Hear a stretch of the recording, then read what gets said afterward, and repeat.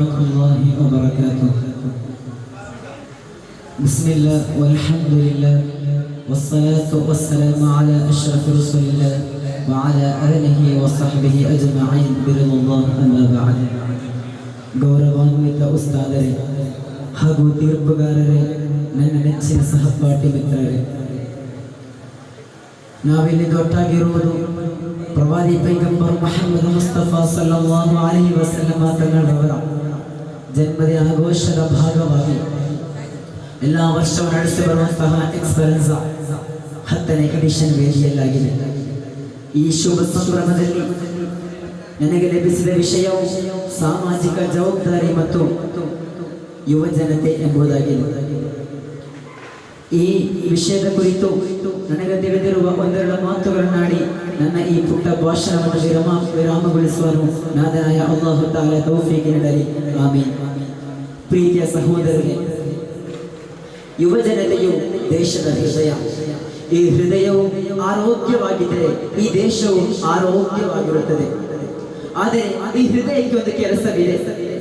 ಮನುಷ್ಯನ ದೇಹದೊಳಗೆ ರಕ್ತವನ್ನು ಪಂಪ್ ಮಾಡುವಂತೆ ಈ ಯುವ ಜನತೆಯು ಈ ದೇಶದ ಪ್ರೇರಣೆಯಾಗಬೇಕು. ಯುವ ಜನತೆಯು ಕೇವಲ ಶೈಕ್ಷಣಿಕ ಮತ್ತು ವೃತ್ತಿಪರ ಯಶಸ್ಸಿಗೆ ಸೀಮಿತವಾಗಿಲ್ಲ, ಹೊರತು ಈ ಸಾಮಾಜಿಕ ಪರಿವರ್ತನೆಯ ಸಾಧನೆಯ ಕೂಡ ಹೌದು.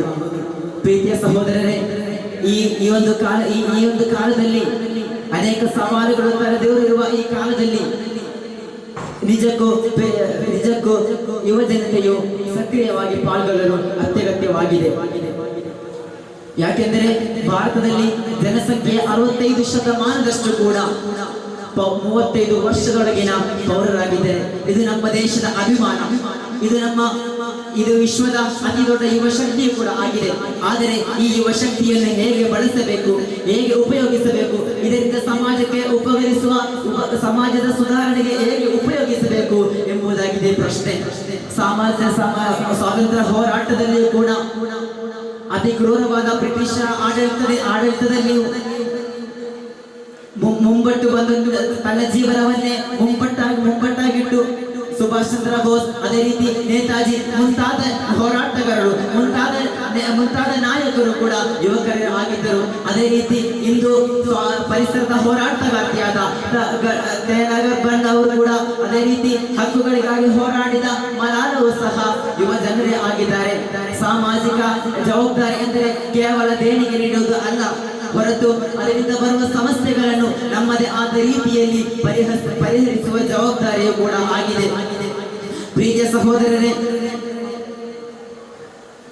ನಮ್ಮ ಸಾಮಾಜಿಕ ಜವಾಬ್ದಾರಿಯ ಮಹತ್ವಪೂರ್ಣವೆಂದರೆ ನಮ್ಮ ಸುತ್ತಮುತ್ತಲಿನ ಸಂಕಷ್ಟಗಳ ಹೃದಯವಿಲ್ಲದೆ ನೋಡುವುದು.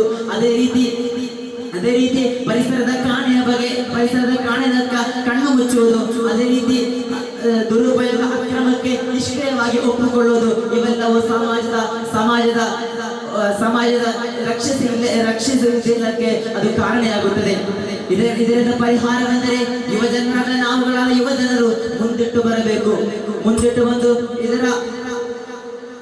ಇದರ ಈ ಸಾಮಾಜಿಕ ಯೋಜನೆ ಇಸ್ಲಾಮಿನಲ್ಲಿ ನೋಡುವುದಾದರೆ ಪ್ರವಾದಿ ಸಲ್ಲಲ್ಲಾಹು ಅಲೈಹಿ ವಸಲ್ಲಂ ಅವರು ಹೇಳುತ್ತಾರೆ, ಯಾರಾದರೂ ಒಬ್ಬರು ತನ್ನ ಸಹೋದರನ ಅಗತ್ಯವನ್ನು ಪೂರೈಸಲು ಸಹಾಯ ಮಾಡುತ್ತಾದರೆ ಅದು ನನಗೆ ಮದೀನಾ ಮಸೀದಿಯಲ್ಲಿ 1 ತಿಂಗಳ ಕಾಲವರೆಗೆ ಇಬಾದತ್ ಮಾಡಿದರೆ ನನಗೆ ಹೆಚ್ಚು ಪ್ರೀತಿ ಆ ಸಹಾಯಕ್ಕಾಗಿದೆ. ಅದೇ ರೀತಿ ವಿಶುದ್ಧ ಕುರ್ಆನ್ನಲ್ಲಿ ಅಲ್ಲಾಹು ತಆಲಾ ಮಾಯಿದಾ ಎಂಬ ಅಧ್ಯಾಯದಲ್ಲಿ ಹೇಳುತ್ತಾನೆ, ವತಆವನು ಅಲಲ್ ಬಿರ್ರಿ ವತ್ತಕ್ವಾ ವಲಾ ತಆವನು ಅಲಲ್ ಇಸ್ಮಿ ವಲ್ ಉದ್ವಾನ್ ವತ್ತಖುಲ್ಲಾಹ ಇನ್ನಲ್ಲಾಹ ಶದೀದುಲ್ ಇಕಾಬ್.